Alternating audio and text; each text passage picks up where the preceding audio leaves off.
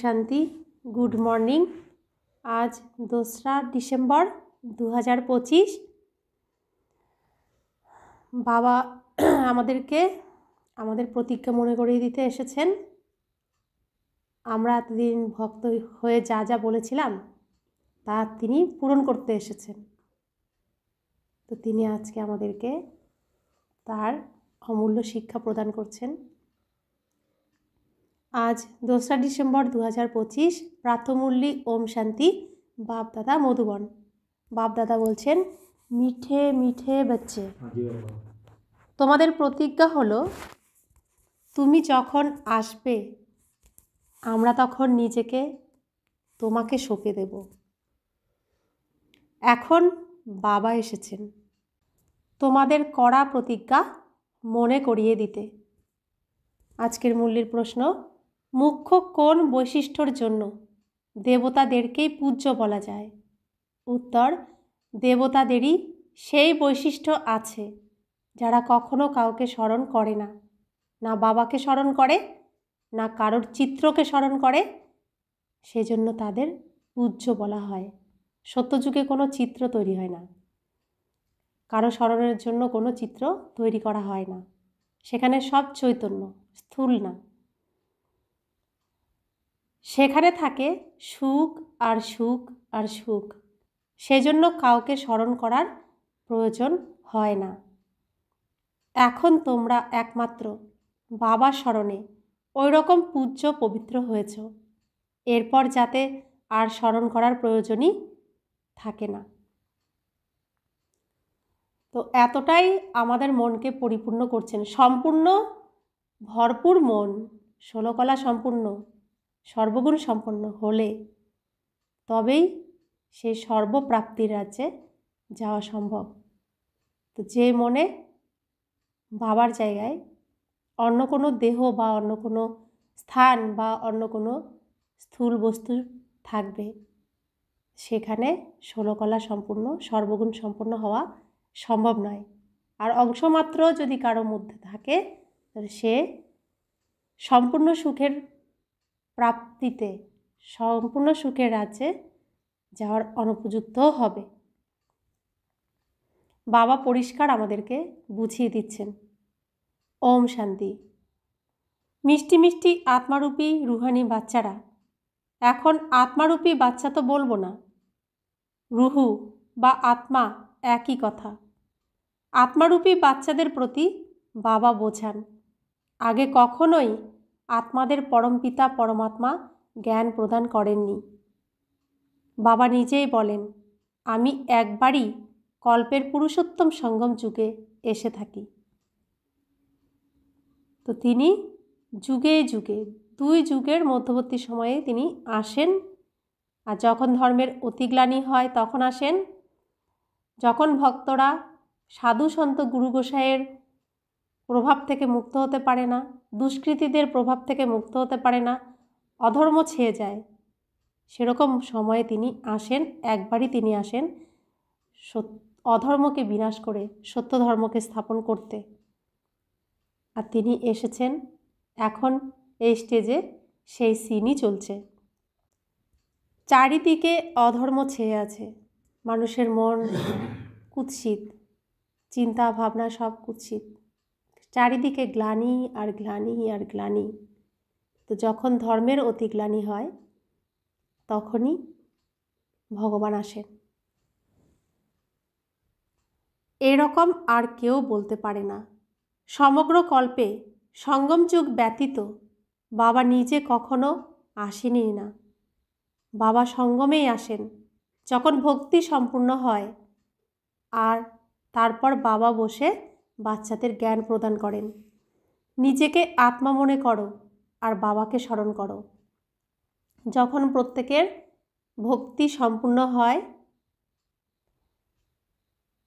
তখন তিনি জ্ঞান দিতে আসেন যে তুমি এতদিন এখানে অভিনয় করেছিলে, তুমি আত্মা, তুমি এখন এখানে সমস্ত অভিনয় শেষ করেছ, আমাকে স্মরণ করো, ঘরে ফিরে চলো। কোনো কোনো বাচ্চার জন্য এটা খুবই মুশকিল মনে হয়। খুবই সহজ হলেও বুদ্ধিতে কিন্তু সঠিকভাবে ধারণ করতে পারা যায় না, তাই ক্ষণে ক্ষণে বোঝাতে থাকেন। বোঝালেও বোঝে না। স্কুলে টিচার 12 মাস পড়াশোনা করায়, তবুও কেউ কেউ ফেল করে যায়। এই অসীম জগতের বাবাও রোজ বাচ্চাদের পড়ান, তবুও কারোর ধারণা হয় কেউ ভুলে যায়। মুখ্য ব্যাপার তো এটাই বোঝানো হয়, নিজেকে আত্মা মনে করো আর বাবাকে স্মরণ করো। একমাত্র বাবাই বলেন মা মেকম স্মরণ করো, আর কোনো মানুষই কখনো বলতে পারে না। আমরা অনেক সৎসঙ্গে গেছি, অনেক তীর্থস্থানে গেছি, এইভাবে কেউ কখনো বলেননি বা বলতে পারেন না। বাবা বলেন আমি একবারই আসি। বাচ্চারা, কল্পের শেষে আবার সঙ্গমে একবারই তোমাদের বুঝিয়ে থাকি। তো এটাও সত্য প্রমাণিত, আমরা এখন অনুভবী। এক সিনেমা শেষ, আরেক সিনেমা শুরু হবে। তো স্টেজে অভিনয় করার জন্য আমাদেরকে স্ক্রিপ্ট, অভিনয়ের সমস্ত আদব কায়দা সব কিছু ডাইরেক্টর এসে শেখাচ্ছেন। আর এটা একবারই হয়, কারণ সিনেমা যখন চলে, অভিনয় যখন শুরু হয়ে যায়, তখন ডাইরেক্টর আর শেখাতে পারেন না, তাই তার আসার প্রয়োজনও পড়ে না। তো বাবা বলছেন আমি একবারই আসি, তোমরাই এই জ্ঞান প্রাপ্ত করো। দ্বিতীয় আর কেউ গ্রহণ করেই না। কারা গ্রহণ করে? যারা দেবী দেবতা রূপে অভিনয় করবে, ফার্স্ট সিনে অভিনয় করবে, তাদেরকেই তিনি এই জ্ঞান দেন। তাছাড়া অন্য কেউ আর গ্রহণ করেই না। তোমরা যারা প্রজাপিতা ব্রহ্মার মুখ বংশাবলী ব্রাহ্মণ, এই জ্ঞানকে বুঝতে পারো। তো যারা ব্রহ্মা কুমারী, প্রকৃত ব্রহ্মচারী, প্রকৃত ব্রাহ্মণ, তারাই এই জ্ঞানকে বুঝতে পারে। জানো যে কল্পপূর্বেও বাবা এই সঙ্গমে এই জ্ঞান শুনিয়েছিলেন। তোমাদের অর্থাৎ ব্রাহ্মণদেরই এই পার্ট আছে। এই বর্ণতেও তো অবশ্যই ঘুরে আসতে হবে। অন্যান্য ধর্মের যারা, তারা এই বর্ণতে আসবেই না। ভারতবাসী এই বর্ণতে আসে, ব্রাহ্মণও ভারতবাসীই হয়, সেজন্য বাবাকে ভারতে আসতে হয়। তোমরা হলে প্রজাপিতা ব্রহ্মার মুখ বংশাবলী ব্রাহ্মণ। ব্রাহ্মণের পরবর্তী হলো দেবতা আর ক্ষত্রিয়। ক্ষত্রিয় কেউই হয় না। তোমাদের তো ব্রাহ্মণ করে তোলেন, তারপর তোমরা দেবতা হয়ে ওঠো। তাদেরই আবার ধীরে ধীরে কলা কম হয়ে গেলে তখন তাদের ক্ষত্রিয় বলে। ক্ষত্রিয় অটোমেটিক্যালি হয়ে যায়। বাবা এসে তো ব্রাহ্মণ করে তোলেন, তারপর ব্রাহ্মণ থেকে দেবতা, আবার তারাই ক্ষত্রিয় হয়। 3 ধর্মই এক বাবা এখন স্থাপন করেন। 3 ধর্মই এক। কি কি ধর্ম? ব্রাহ্মণ, দেবতা, ক্ষত্রিয় এক জায়গা থেকেই সৃষ্টি হচ্ছে, স্থাপন হচ্ছে। এই রকম না যে সত্যযুগ ত্রেতাতে আবার আসেন, মানুষ না বুঝতে পারার কারণে বলে দেয় সত্যযুগ ত্রেতাতেও আসেন। বাবা বলেন আমি যুগে যুগে আসি না, আমি আসি একবার কল্পের সঙ্গমে। তিনি 2 যুগের মধ্যবর্তী সময়ে আসেন, কলিযুগের শেষ, সত্যযুগের প্রারম্ভের সময় তিনি আসেন। আমি তোমাদের ব্রাহ্মণ তৈরি করি প্রজাপিতা ব্রহ্মা দ্বারা। আমি তো পরমধাম থেকে আসি। আচ্ছা, ব্রহ্মা কোথা থেকে আসে? ব্রহ্মা তো 84 জন্ম গ্রহণ করেন, আমি গ্রহণ করি না। ব্রহ্মা সরস্বতী হয় যারা, তারাই বিষ্ণুর 2 রূপ লক্ষ্মীনারায়ণ হয়। তো শুরুতে বিষ্ণু হয়, লক্ষ্মীনারায়ণ হয়, শেষে ব্রহ্মা সরস্বতী হয়। সেই 84 জন্ম গ্রহণ করে, আবার তার অনেক জন্মের শেষে প্রবেশ করে তাকে ব্রহ্মা তৈরি করি। তো যে বিষ্ণু সেই ব্রহ্মা, আর যে ব্রহ্মা সেই বিষ্ণু। তো শুরুতে বিষ্ণু আর শেষে ব্রহ্মা, আর শেষে ব্রহ্মার যখন চরিত্র আসে ব্রহ্মারূপে, তখনই ভগবান এসে প্রবেশ করেন সেই শরীরের নাম রাখেন ব্রহ্মা। এনার নাম ব্রহ্মা আমি রাখি। কেন রাখেন ব্রহ্মা তার নাম? কারণ ব্রহ্মাণ্ডের যে স্বামী, ব্রহ্মাণ্ডের যে অধিপতি, পরম পিতা পরমাত্মা শিব বাবা, তো শ্রীকৃষ্ণের অন্তিম জন্মের অন্তিম শরীরকে তিনি বিবাহ করেন, গন্ধর্ব বিবাহ যাকে বলে। তো ব্রহ্মা তনকে তিনি আধার করেন, সেই তনে তিনি প্রবেশ করে এই সংসার রচনা করেন। তো সংসারের নিয়ম, স্বামীর পরিচয়ে স্ত্রীর পরিচয়। তো ব্রহ্মাণ্ডের যিনি স্বামী, ব্রহ্মাণ্ডের যিনি অধিপতি, তার নামেই পরিচিত হলেন ব্রহ্মা, অর্থাৎ তিনিও ব্রহ্মাণ্ডের অধিপতি হলেন, ব্রহ্মাণ্ডের মালিক হলেন, তাই নাম রাখা হয়েছে ব্রহ্মা। স্বামীর নামেই স্ত্রীর পরিচয় হলো। তো তন হলো, এটাই হচ্ছে নারায়ণের মোহিনী রূপ। এই তন দ্বারাই, তো ব্রহ্মার সংকল্পের দ্বারা, ব্রহ্মা তনের মধ্যে ভগবানের মন রয়েছে, আত্মা রয়েছে, তো সেই সংকল্পের দ্বারা সৃষ্টি রচনা হচ্ছে ব্রহ্মাতনের দ্বারা। তো জগৎ সংসার এই সিস্টেমেই চলে। এটা ওনার কোনো নিজের নাম নয়। বাচ্চার জন্ম হলে ষষ্ঠী করে, জন্মদিন পালন করে। এনার জন্ম পত্রিকার নাম তো লেকরাজ ছিল, সেটা তো ছোটোবেলার ছিল। তো লৌকিক নাম ছিল লেকরাজ কৃপালিনী, সেটা ছোটোবেলার নাম ছিল। এখন নাম পরিবর্তন হয়েছে। সঙ্গমে যখন এনার মধ্যে বাবা প্রবেশ করেছেন, তাও তখনই নাম পরিবর্তন করেছেন যখন এই বানপ্রস্থ অবস্থাতে এসেছেন।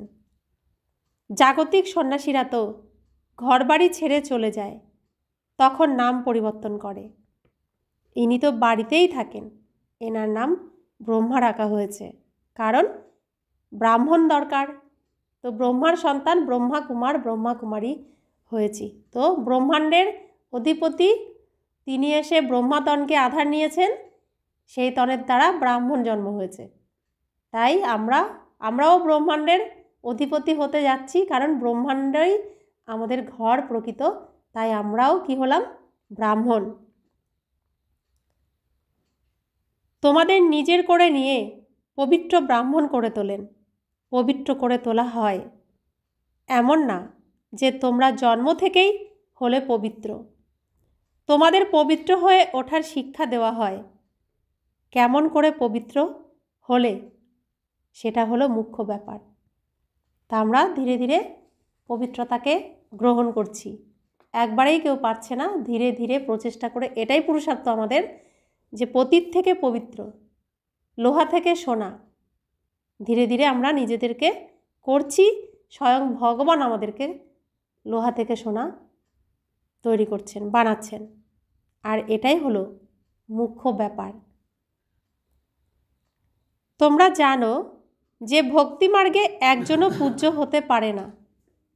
মানুষ গুরু প্রমুখের কাছে মাথা ঠোকে, কারণ বাড়িঘর ছেড়ে পবিত্র হয়, তাছাড়া এদের পূজ্য বলে না। তো সাধু সন্ন্যাসীদের কাছে আমরা মাথা ঠুকি কেন, মাথা নিচু করি কেন? কারণ তারা পবিত্র আর আমরা অপবিত্র। পবিত্রতার কাছে অপবিত্র সবসময় মাথা নত করে। পূজ্য সেই যে কাউকেই স্মরণ করে না।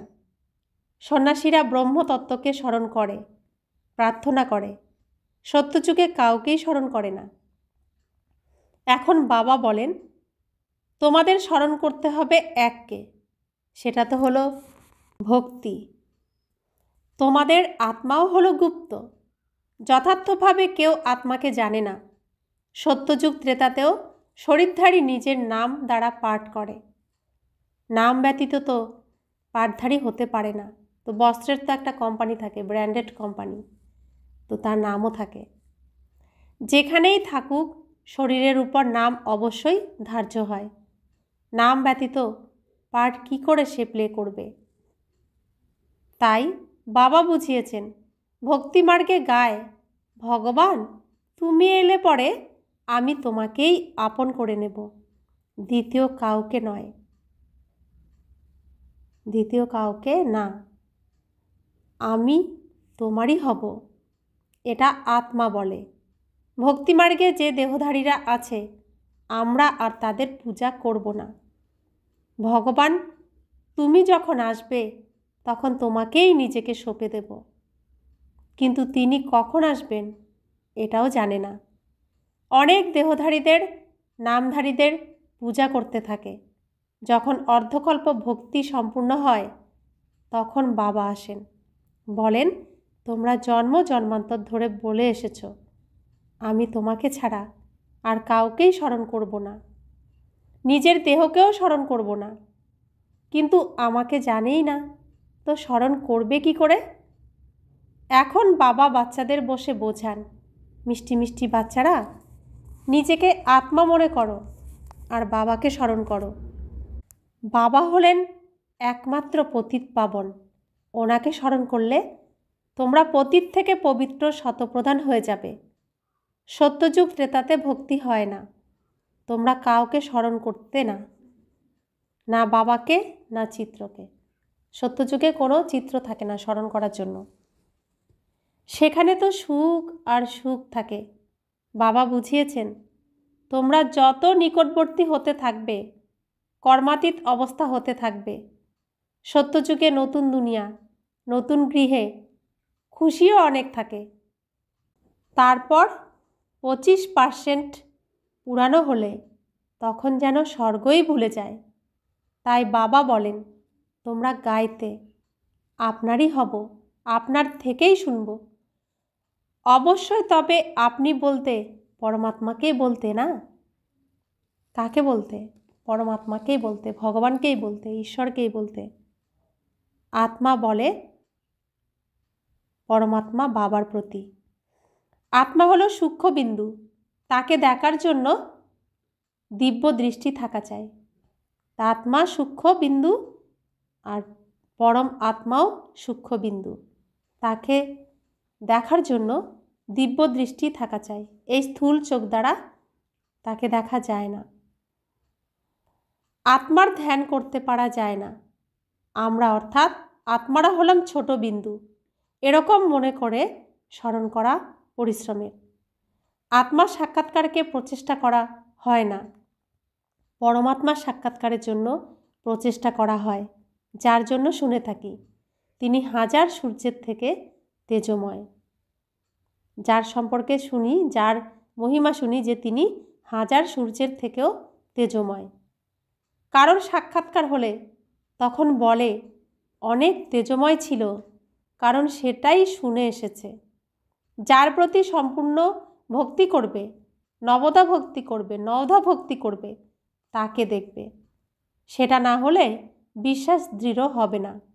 বাবা বলেন আত্মাকেই দেখা যায়নি তো পরমাত্মাকে দেখবে কিভাবে? আত্মাকে দেখতে পারবেই বা কিভাবে? আত্মাকে দেখতে পারবেই বা কী করে? আর সকলের তো শরীরের চিত্র আছে, নাম আছে। আত্মা হলো বিন্দু, খুবই ছোট, তাকে দেখবে কিভাবে? বাবা বলছেন, আত্মার পরিচয় দিচ্ছেন, দেখুন আত্মা হলো বিন্দু, খুবই ছোট, তাকে কিভাবে দেখবে? চেষ্টা অনেক করে, কিন্তু এই চোখের দ্বারা দেখতে পারা যায় না। তো আমরা চেষ্টা করেছিলাম কেউ? আমি চেষ্টা করতাম। গীতাতে বলা হয়েছে 2 ভ্রুকুটির মাঝখানে জ্বলজ্বল করে আজব তারা, সিতারা। তো 2 ভ্রুকুটির মাঝখানে তারা দেখতে গিয়ে তো মাথা যন্ত্রণা হয়ে যেত, দেখতে তো পেতাম না। চেষ্টা তো করতাম, কিন্তু বাবা কত সহজেই দেখিয়ে দিলেন, নিজের সাথে নিজের পরিচয় করালেন, রূপকে দেখালেন কত সুন্দরভাবে।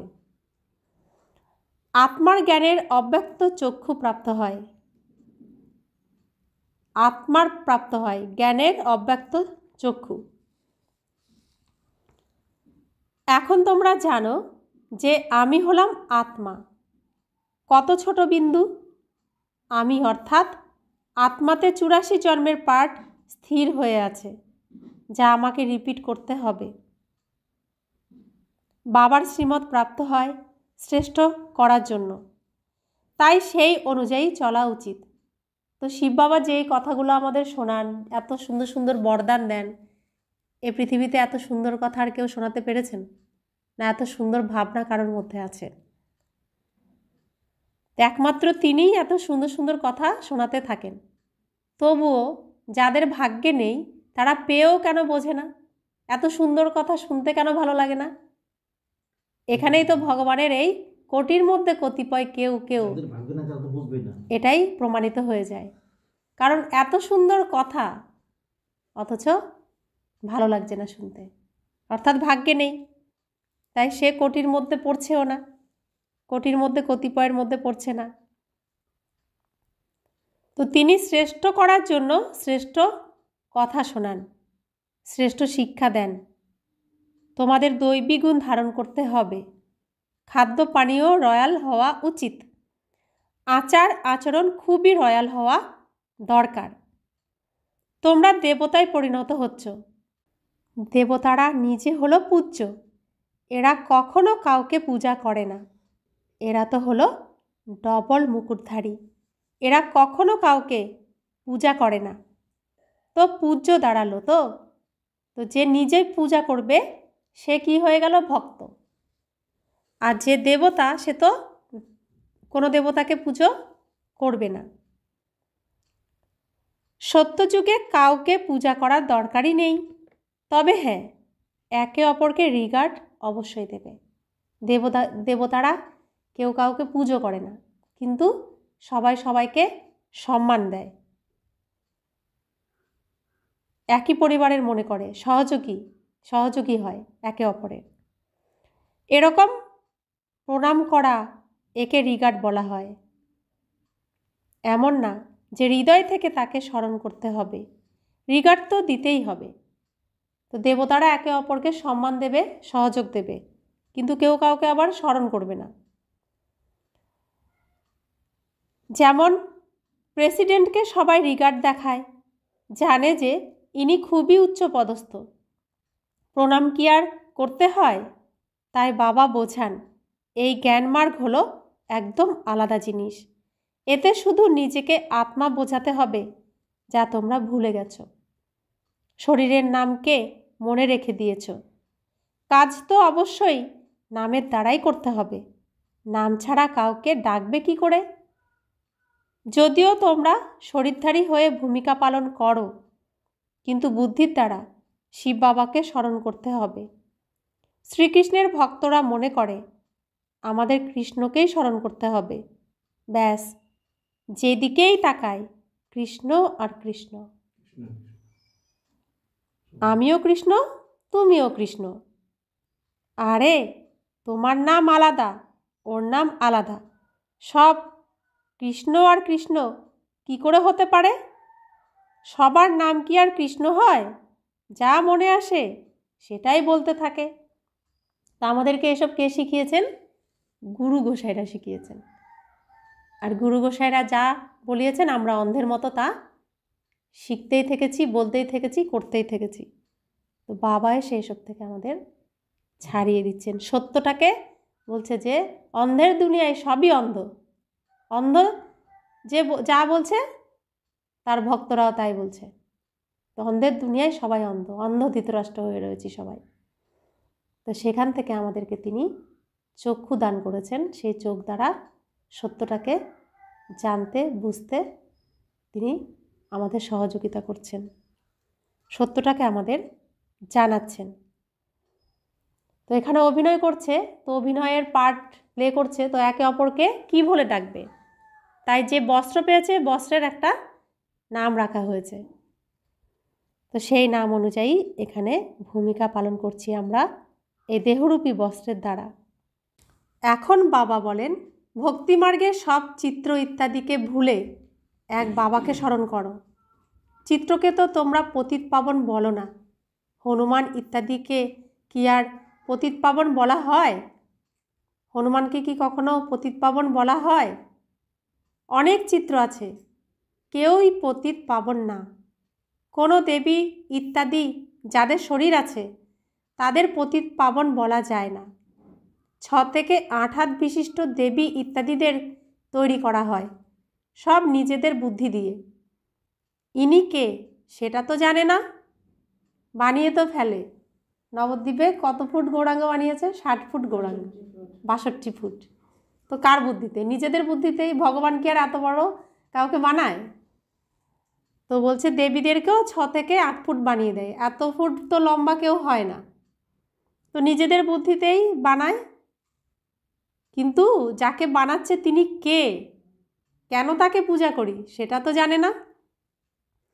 এই পতিত পাবন বাবার সন্তানরা সাহায্যকারী হয়, এটা কারোরই জানা নেই। তোমাদের এই রূপ তো সাধারণই আছে, এই শরীর তো বিনাশ হয়ে যাবে। আর আমরা এখন গুপ্ত রূপে রয়েছি, সাধারণ রূপে রয়েছি। এই শরীর তো বিনাশ হয়ে যাবে। এরকম না যে তোমাদের চিত্র ইত্যাদি থাকবে। এই যে আমরা ব্রাহ্মণ, এই রূপটার কোথাও কোনো চিত্র থাকবে না, কোনো প্রমাণ থাকবে না। সেজন্য ভক্তিতে এর কোনো বর্ণনা নেই। এখান থেকেই, যেহেতু সত্যযুগের প্রথম জন্ম হয়ে গেছে, এখান থেকে ত্রেতা যুগ পর্যন্ত কোনো বর্ণনা নেই কোথাও।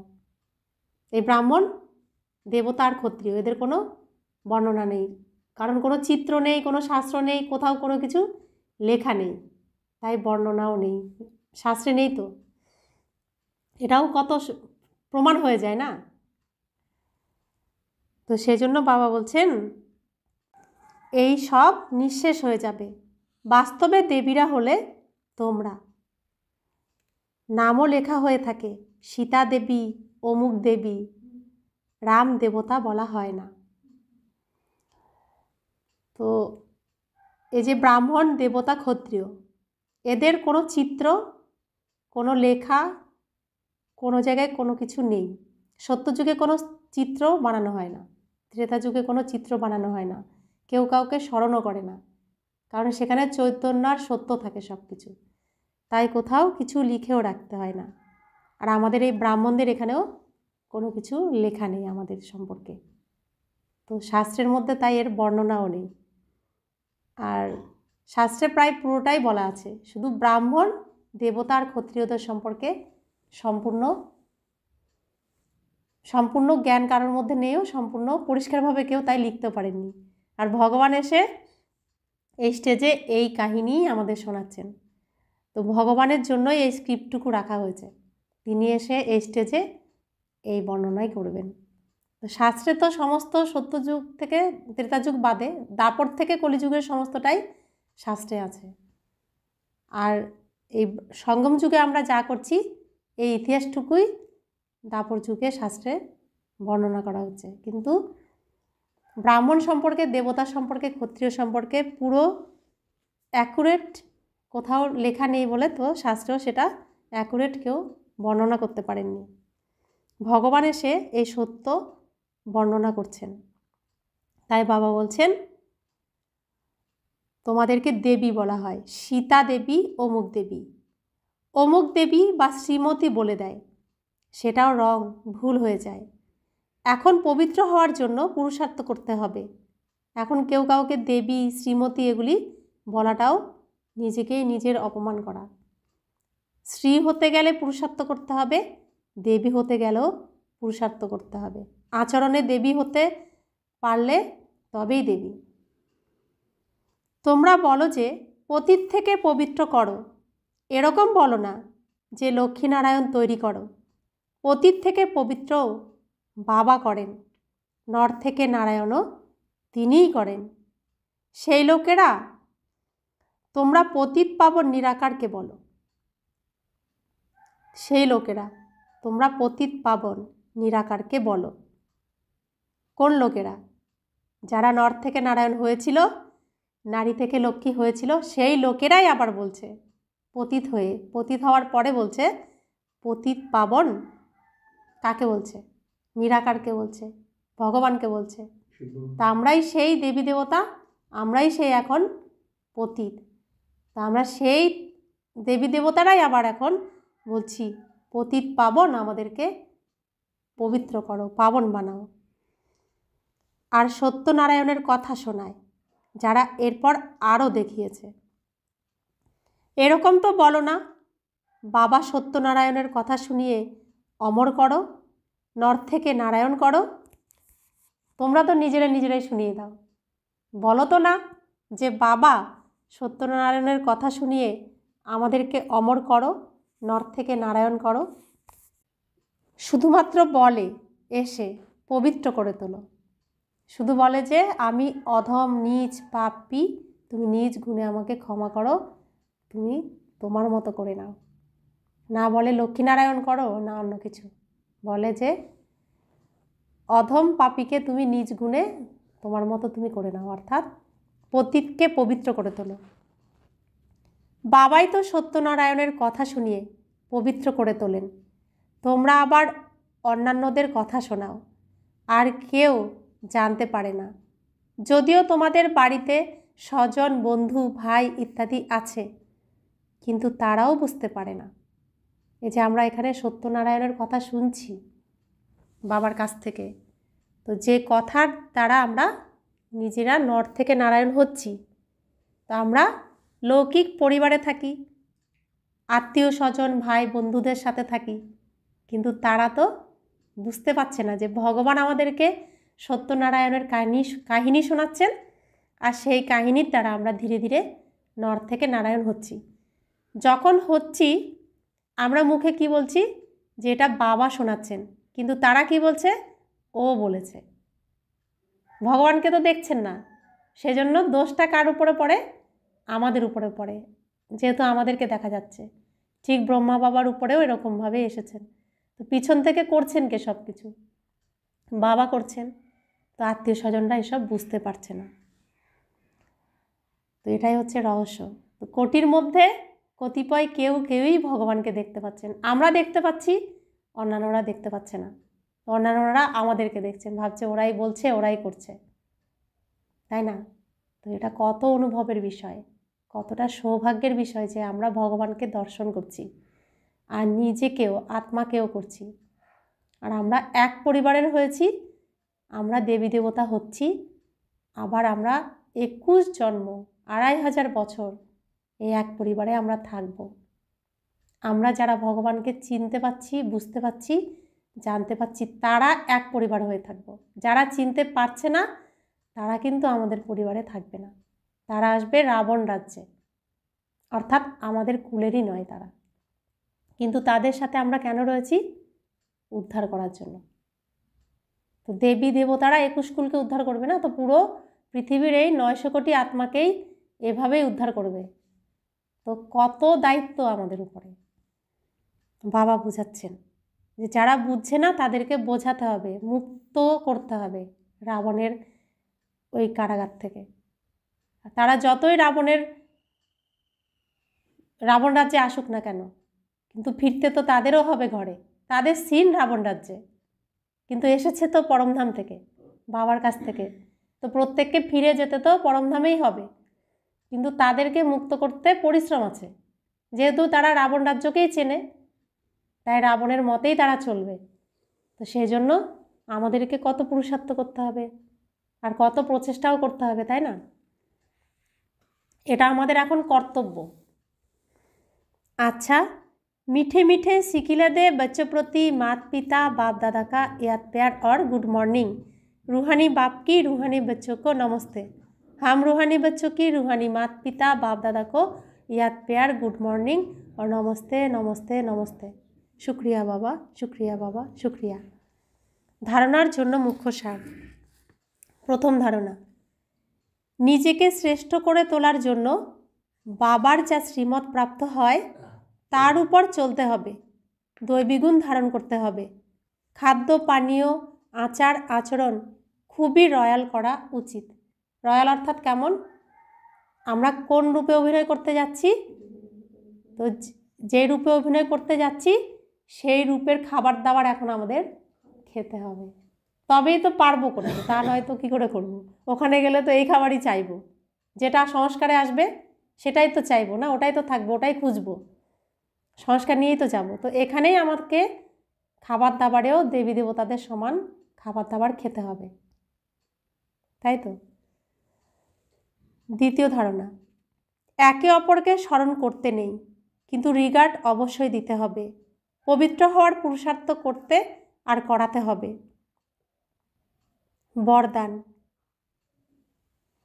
নীরস বাতাবরণের খুশির ঝিলিকের অনুভবকারী এভার হ্যাপি ভব। এভার হ্যাপি অর্থাৎ সদা খুশিতে থাকার বরদান যে বাচ্চারা প্রাপ্ত করেছে, তারা দুঃখের ঢেউ উৎপন্নকারী বাতাবরণে, নীরস বাতাবরণে, অপ্রাপ্তির অনুভবকারী বাতাবরণে সদা খুশিতে থাকবে আর নিজের খুশির ঝিলিকের দ্বারা দুঃখ আর উদাসীর বাতাবরণকে এমন পরিবর্তন করবে যেরকম সূর্য অন্ধকারকে আলোতে পরিবর্তন করে। অন্ধকারের মধ্যে আলোর প্রকাশ দেওয়া, অশান্তির মধ্যে শান্তি স্থাপন করা, নীরস বাতাবরণে খুশির ঝিলিক নিয়ে আসা, একেই বলা হয় এভার হ্যাপি। বর্তমান সময়ে এই সেবারই প্রয়োজনীয়তা আছে। স্লোগান: অশরীরী হলো সে যার শরীরের প্রতি কোনো আকর্ষণ তাকে আকৃষ্ট করে না। অব্যক্ত ইশারা: এখন সম্পন্ন বা কর্মাতীত হওয়ার ধুন লাগাও। কর্মাতীতের অর্থ এটা নয় যে কর্ম থেকে অতীত হয়ে যাওয়া, কর্ম থেকে পৃথক নয়, কর্মের বন্ধনে ফেঁসে যাওয়া থেকে পৃথক, একে বলা হবে কর্মাতীত। কর্মযোগের স্থিতি কর্মাতীত স্থিতির অনুভব করায়। এই কর্মযোগী স্থিতি হলো অতি প্রিয় এবং পৃথক স্থিতি। এর দ্বারা যে কোনো বড় পরিশ্রমের কাজ হোক, কিন্তু এমন মনে হবে যেন কাজ করছে না, খেলা করছে। খেলা করছে, ভাবার আগেই হয়ে যাচ্ছে, কাজ করার আগেই কাজ কমপ্লিট হয়ে যাচ্ছে। তো তাকে সমর্পণ করে দিয়ে করলে তবে সেই কাজ এমনই মনে হবে। আর তখন বাবার প্রতি, বাবা থ্যাংক ইউ, তুমি শক্তি দিয়ে তুমি করে দিয়েছো, তুমি ব্রহ্মা বাবা মিলে করে দিয়েছো, আমি তো কিছুই করিনি, থ্যাংক ইউ বাবা, থ্যাংক ইউ বাবা, থ্যাংক ইউ।